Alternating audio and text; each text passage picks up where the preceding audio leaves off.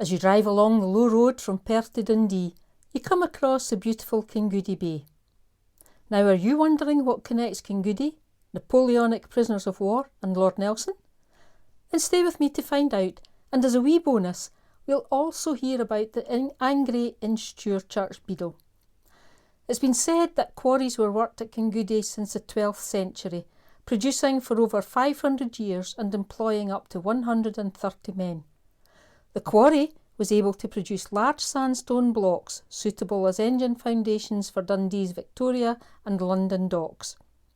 Stone from Kingoodie was used to build Castle Huntly in 1452, part of the base for Nelson's column, the link to Lord Nelson, and also to build Perth Prison, originally known as a depot, and built to house up to 7,000 Napoleonic prisoners of war.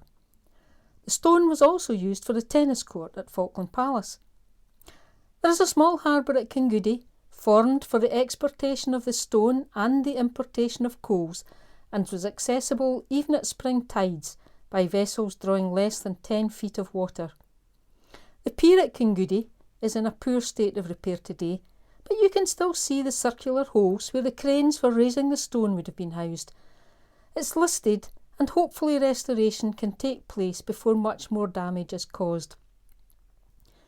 Napoleonic POWs were brought from Plymouth by boat to Dundee, and the first 400 arrived in August 1812 to be greeted by welcoming Dundonians who gave the prisoners bread and water.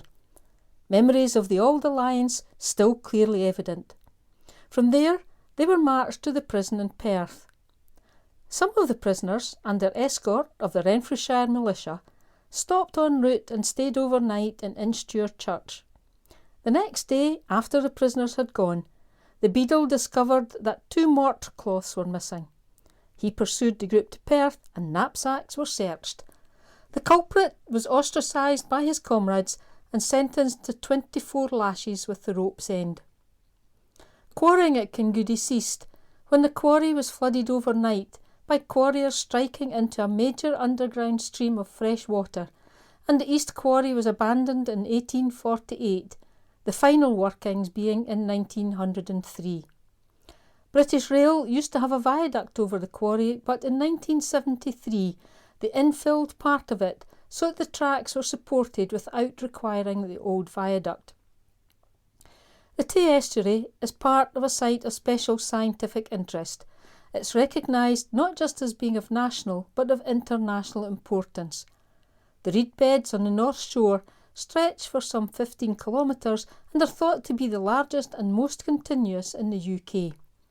They support nationally important breeding bird populations.